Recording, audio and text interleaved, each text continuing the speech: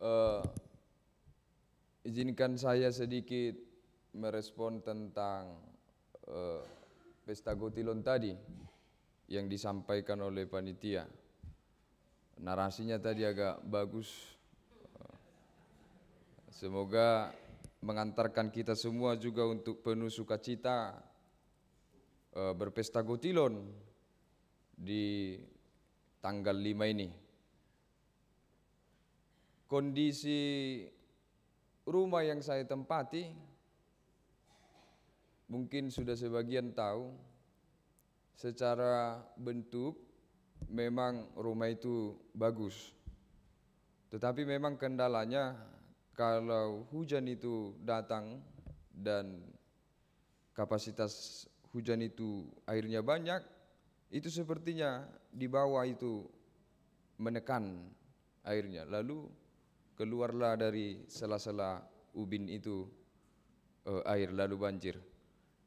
Dan itu terjadi ketika saya pertama-tama datang ke Reformanda ini. Baru seminggu saya sudah langsung banjir. Tidak saya lapor karena masih bisa, karena di luar itu masih bisa saya keringkan, di dalam juga masih bisa dipel. Tapi terjadi untuk yang kedua kali, akhirnya saya bicara ke Parartaun tentang situasi rumah itu. Jadi ada beberapa solusi. Kemarin dibilang ada kemungkinan kita beli yang baru, kita jual itu. Lalu ada solusi lain, kita bangun ulang. Itu solusi-solusi yang berkembang ke depan nanti mana baiknya. Tapi ada kemarin solusi yang ketiga, katanya kita sediakan aja pelampung di rumah abang itu. Janganlah sampai ke solusi yang ketiga itu ya, menyediakan pelampung.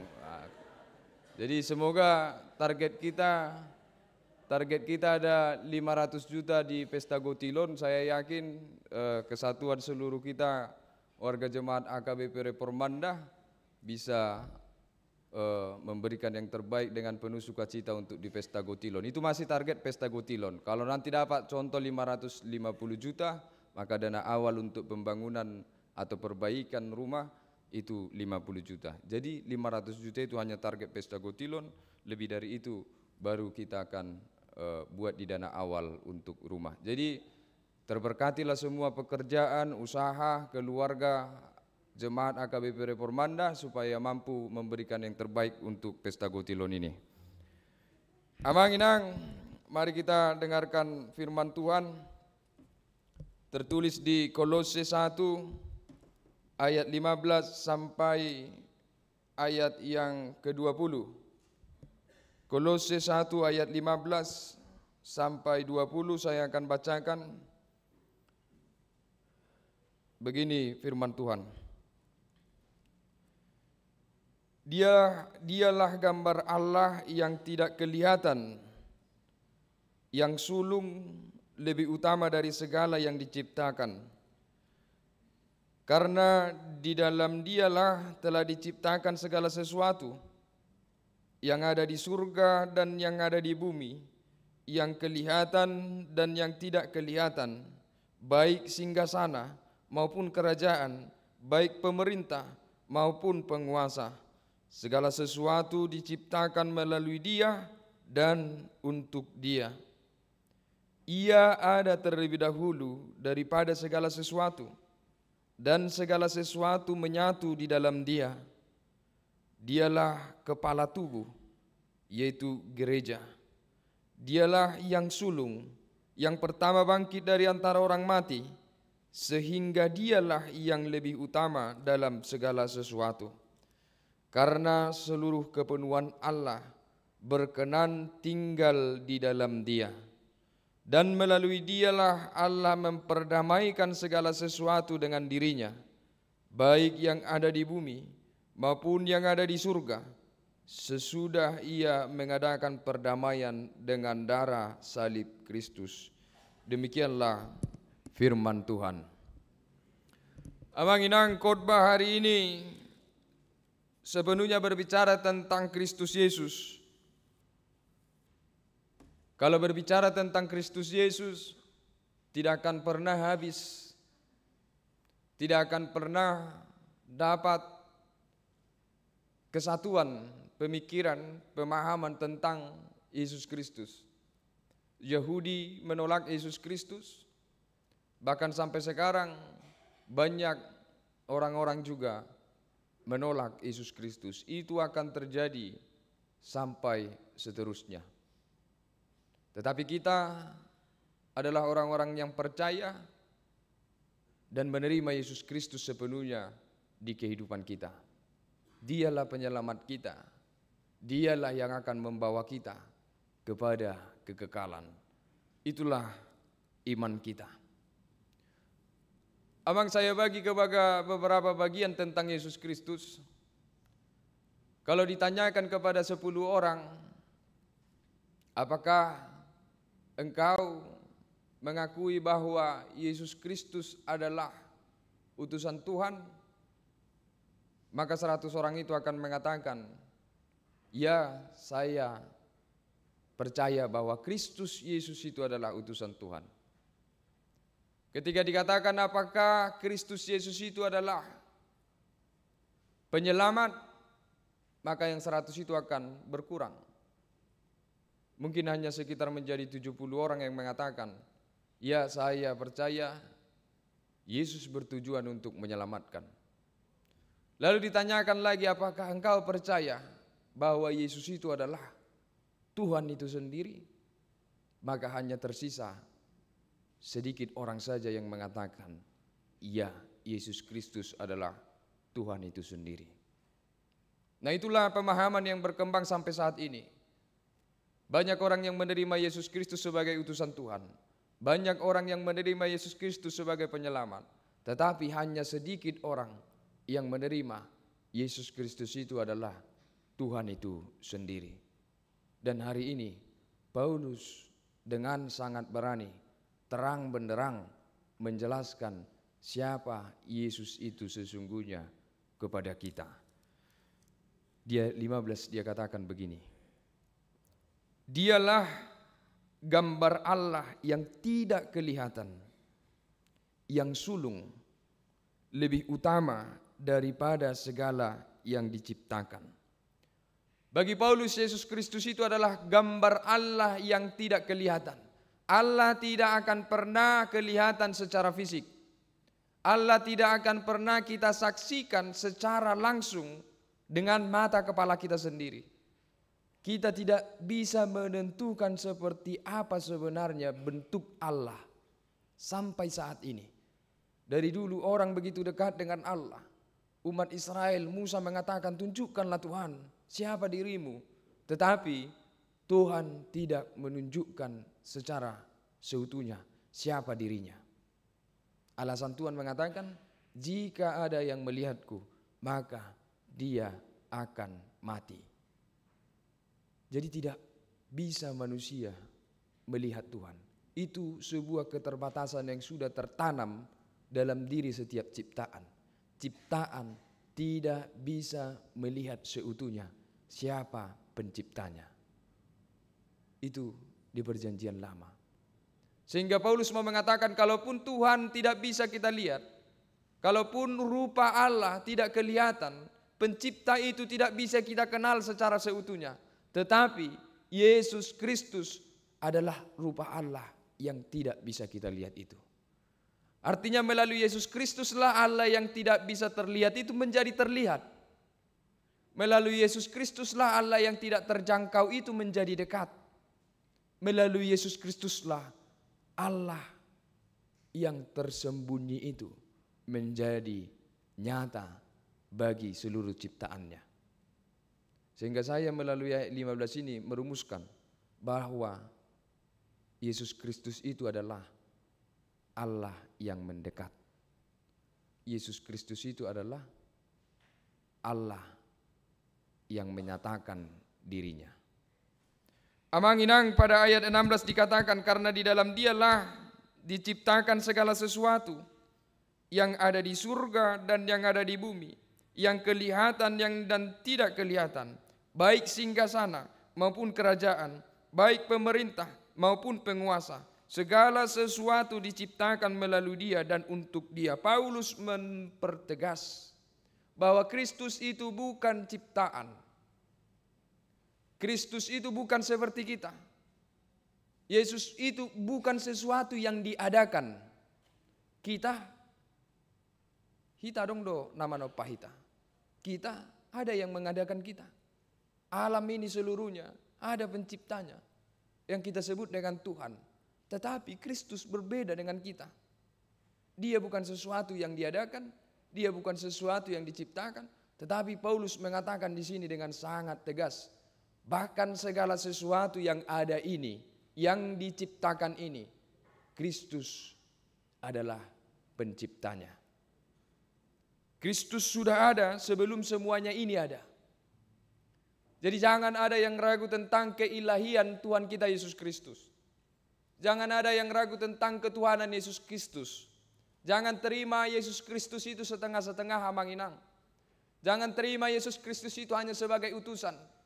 Jangan terima Yesus Kristus itu hanya sebatas nabi, seperti nabi yang menyampaikan pesan Tuhan. Tetapi lebih daripada itu, iman kita mengantarkan dan mengajarkan kita menerima Yesus sepenuhnya, bahwa Dia adalah Tuhan.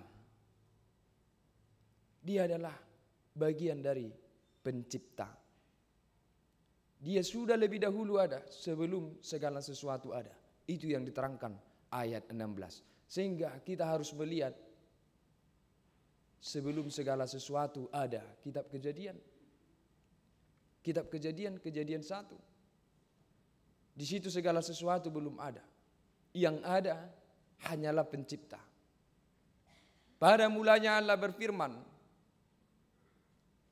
dunia musik. Pada mulanya Allah menciptakan bumi belum berbentuk dan kosong. Roh Allah melayang-layang di atas permukaan air. Lalu berfirmanlah Allah. Lihat, sebelum bumi ini ada, sebelum segala sesuatu ada, Allah sudah ada. Roh Allah sudah ada. Firman Allah sudah ada. Dan sehingga Yohanes mengatakan, kitab Kejadian, firman Allah yang ada di kitab Kejadian mengambil rupa menjadi daging. Yohanes 1 ayat 14, firman itu adalah Allah itu sendiri. Untuk itu, amang, inang, terlebih kepada kita generasi muda, keinginan kita untuk menerima Yesus Kristus harus betul-betul kita teguhkan kembali. Betul-betul kita luruskan kembali. Hari ini sangat banyak nasihat-nasihat, pengajaran-pengajaran yang bisa membelokkan pemahaman kita tentang Yesus Kristus. Tetapi apapun pengajaran, apapun pemahaman yang kita terima dari luar, selalulah kembali kepada firman. Selalulah kembali kepada Alkitab. Dan biarlah firman itu yang meneguhkan kembali hati kita untuk dengan sungguh-sungguh mengenal siapa Yesus Kristus itu. Yesus Kristus itu pencipta itu sendiri. Ayat 17. Ia ada terlebih dahulu daripada segala sesuatu, dan segala sesuatu menyatu di dalam Dia. Dia sudah ada sebelum segala sesuatu. Ada orang-orang pintar yang mengatakan bahwa Paulus ini membelokkan ajaran kekristenan. Paulus adalah penyebab dari kesesatan orang Kristen. Ada yang banyak berkata seperti itu. Karena Injil tidak pernah terang-terangan berkata bahwa Kristus itu adalah Tuhan, hanya Paulus yang berani terang-terangan mengatakan itu. Jadi orang luar mengatakan bahwa Paulus dia membelokkan ajaran kekristenan. Mulai dari sunat, mulai dari puasa, bahkan sampai kepada pribadi Yesus, dia belokkan. Yesus tidak pernah mengatakan dia Tuhan, tetapi Paulus yang mengerahkan, Paulus yang menyesatkan orang Kristen sehingga hari ini Yesus dianggap Tuhan. Tetapi perkataan-perkataan Paulus selalu berdasar dan berangkat dari perkataan Kristus. Kalau Paulus kita dengar hari ini berani mengatakan bahwa Yesus itu sudah ada sebelum segala sesuatu diciptakan, itu juga pernah disampaikan Yesus. Ketika Yesus mengatakan kepada orang-orang Farisi, kepada orang-orang yang di sekitar dia, sampai dia ingin dibunuh, sampai orang-orang yang mendengar itu marah, Yesus berkata, "Hai, ketahuilah, aku lebih dahulu ada daripada Abraham." Yesus pernah menyampaikan hal demikian. Karena bagi orang-orang Yahudi, Abraham itu adalah yang terbesar. Abraham itu adalah bapa mereka yang mampu membawa mereka ke dalam kekekalan. Bahkan lebih daripada Abraham, Yesus berkata, "Aku sudah lebih dahulu ada daripada Abraham." Lalu mereka marah dan ingin menghabisi dan mengusir Yesus.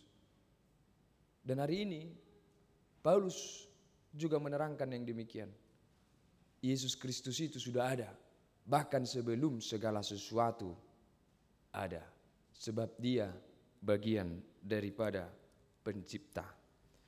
Ayat 18 Samanginang, dialah kepala tubuh, yaitu gereja.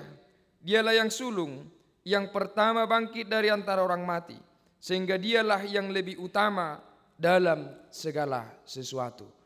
Bayangkan, Yesus Kristuslah satu-satunya yang paling utama dari segala sesuatu yang ada. Yesus Kristuslah keutamaan dari semua yang pernah ada. Tidak ada yang lebih besar daripada Kristus Yesus. Tidak ada yang lebih utama daripada Kristus Yesus itu sendiri. Segala sesuatu dari Dia dan untuk Dia. Segala sesuatu bermula dari Dia dan akan berjalan kepada Dia, berakhir kepada Dia. Untuk itu, mari iman kita, pengenalan kita kepada Yesus Kristus harus selalu secara totalitas. Jangan pernah ada kita menganggap bahwa Yesus Kristus itu lebih rendah daripada Tuhan. Yesus Kristus itu punya tingkatan yang berbeda dengan Tuhan. Tetapi Yesus Kristus itu adalah utama, esa. Dia satu dengan Tuhan pencipta. Dan dia adalah Tuhan itu sendiri. Jangan pernah ada meningkat-ningkatkan. Ada juga ajaran seperti itu, bahwa Allah pencipta itu adalah yang tertinggi. Yesus Kristus itu ada di level 2. Roh Kudus itu ada di level 3. Kita Kristen tidak mengenal pengajaran doktrin yang demikian. Iman kita mengatakan bahwa Allah itu esa. Tuhan Kristus Roh Kudus adalah satu kesatuan yang tidak mungkin bisa kita pisahkan. Amanginang ayat 19 mengatakan, karena seluruh kepenuhan Allah berkenan tinggal di dalam Dia. Kepenuhan Allah ada di dalam Kristus Yesus. Allah itu Yesus Kristus itu sepenuhnya Allah. Allah itu sepenuhnya Yesus Kristus. Dia tidak bisa dibagi-bagi. Allah itu adalah Yesus Kristus. Yesus Kristus itu di dalam dirinya kepenuhan akan Allah itu sendiri. Mari kita semuanya jangan pernah lagi mudah digoyahkan, mudah dibengkokkan, mudah disesatkan oleh paham-paham yang ada di sekitar kita. Ayat 20 mengatakan, dan melalui Dialah Allah memperdamaikan segala sesuatu dengan dirinya. Amanginang, kenapa Allah itu harus mengambil rupa menjadi manusia? Kenapa firman itu harus menjadi daging? Dia jelas dikatakan di ayat 20. Dia ingin memperdamaikan. Dia ingin memperdamaikan dirinya dengan dunia ini. Dia ingin memperdamaikan Allah dengan dunia ini. Jadi kehadiran Yesus Kristus tujuannya adalah tujuan perdamaian. Allah dan dunia ini sudah sangat berjarak. Allah dan dunia ini sudah bermusuhan. Tetapi melalui Kristus Yesus, keadaan atau jarak yang begitu jauh antara manusia dan Allah kembali diikat, kembali diperdamaikan. Sehingga siapapun yang ingin dan mau menerima Yesus Kristus, maka dia menerima perdamaian dengan Allah. Tetapi siapa yang menolak Yesus Kristus, dia sedang menolak perdamaian dengan Allah. Dia akan selalu bermusuhan dengan Allah, dia akan selalu berjarak dengan Allah. Yesus Kristus satu-satunya pendamai dengan Allah itu sendiri. Kita tidak bisa berdamai dengan Allah dengan diri kita sendiri. Sehingga Allah itu sendiri yang turun tangan untuk berdamai dengan kita. Baik kok kamu jo, burjuni debatai. Baiknya Tuhan itu, penuh kasihnya Tuhan itu. Kita yang berbuat dosa, kita yang berbuat jahat, kita yang menyakiti dia. Tetapi dia yang datang untuk mengajukan perdamaian. Kalau kehidupan kita sehari-hari, tentu tidak mungkin seperti itu. Sebaik-baiknya orang kalau mau berdamai, sebaik-baiknya orang kalau ingin melakukan perdamaian, pasti yang menginisiasi perdamaian itu adalah orang yang bersalah. Salah mau disibah. Toi mak mardami mahita dah. Udang songoni betu julan nyari. Mardami mahita. Tetapi hari ini Yesus Kristus, Tuhan itu sendiri yang datang untuk berdamai dengan kita. Dia yang mempersiapkan segala sesuatu, dia yang merancang segala sesuatu. Dan dia yang mengajak untuk berdamai. Sementara dia kudus, tidak berdosa, tidak bersalah. Tetapi dia yang datang untuk melaksanakan perdamaian. Alani jakoni hamanginang. Terima itu di dalam hati. Dan lakukan itu, perdamaian dengan Allah itu di dalam hati. Rendahkan hati kita dan mau menerima. Dan mau diikat oleh Kristus Yesus ke dalam perdamaian dengan Allah. Untuk itu, amang inang, topik kita pada minggu hari ini mengatakan segala sesuatu diciptakan di dalam Kristus. Segala sesuatu diciptakan di dalam Kristus. Kita ada, semuanya ada karena Kristus. Kalaupun kita ada karena Kristus, marilah kita yang sudah ada ini melakukan menjalani kehidupan kita hanya untuk Kristus yang telah mengadakan kita. Hanya untuk Tuhan yang telah menciptakan kita. Tidak hanya kita. Demikian juga dengan ciptaan yang lain. Semuanya ada untuk Tuhan. Saya ada untuk Tuhan, burung-burung ada untuk Tuhan. Apapun yang diciptakan Tuhan segala sesuatunya, itu untuk kemuliaan Tuhan. Jadi jangan pakai diri kita karena kita adalah ciptaan Tuhan. Jangan pakai diri kita untuk memberontak, untuk melawan, dan untuk melakukan permusuhan terhadap Allah. Tetapi karena kita ini diciptakan oleh Allah, seluruh hidup kita harus untuk pencipta. Karena kita ini diciptakan dalam Kristus, seluruh hidup kita hanya untuk Kristus. Bagaimana kehidupan kita yang bisa kita tunjukkan? Kehidupan untuk Tuhan. Kehidupan untuk Tuhan itu berarti mau menjalani kehidupannya manginang seturut dengan kehendak Tuhan. Ketika kita melakukan kehendak Tuhan di kehidupan kita, di tengah-tengah keluarga, di tengah pekerjaan, terhadap hubungan dengan orang lain, semua yang kita lakukan adalah kehendak Tuhan. Kita telah hidup untuk Tuhan. Tetapi kalau segala sesuatu kita lakukan hanya untuk diri kita sendiri, hanya untuk memuaskan nafsu dan keinginan kita, berarti kita sedang hidup hanya untuk diri kita sendiri, tidak untuk Tuhan. Amanginang, tidak hanya kita yang ingin hidup untuk Tuhan. Seperti yang saya katakan tadi, ciptaan yang lain pun ingin hidup untuk Tuhan. Mereka ingin memuliakan Tuhan. Mereka ingin memuji Tuhan. Ibu Tuhamudo minggu aha nuaingon minggu di HKBP, minggu khusus di HKBP do nuaingon sadarion, yaitu minggu aha ekologi. Minggu yang memperhatikan keadaan ciptaan. Kita disuruh untuk memperhatikan satu sama lain sebagai ciptaan. Kita disuruh untuk saling mendukung amanginang sesama ciptaan. Manuk molutaida manuk, ciptaan Tuhan, dia itu juga ingin hidup sesuai dengan kehendak Tuhan. Manuk, huting, manang nadia semua ciptaan itu diciptakan di dalam Yesus Kristus dan semuanya ingin kembali kepada Yesus Kristus, ingin memuji Tuhan sarupa dohot epistel naking Psalmen 140 lalu. Hai binatang-binatang yang melata, pujilah Tuhan ninna, baik kau kamu jo disuruh debata akapahapahanan lau memuji debata. Tidak hanya kita yang mau memuji Tuhan, binatang pun ingin memuji Tuhan, tumbuh-tumbuhan pun ingin memuji Tuhan. Ya ibarat kamu tumbuh-tumbuhan memuji Tuhan. Aduk ya bamereng pahapahanan memuji Tuhan. Adong. Au songon tabur naking nikmati puji-pujian ina kami sedangi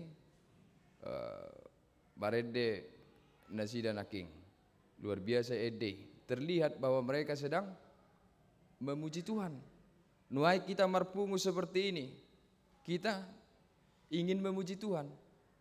Tapi lihatlah binatang-binatang dan tumbuh-tumbuhan itu, di mana dan bagaimana mereka memuji Tuhan. Ya ibarat kamu huting maragid marede. Ya ibarat kamu huting marede. Daung dangi. Tetapi lihatlah manginang, semua ciptaan ini dalam dirinya sebenarnya hakikatnya memang ingin memuji Tuhan. Siapa yang tidak memuji Tuhan, sebenarnya dia mengalami kegelisahan.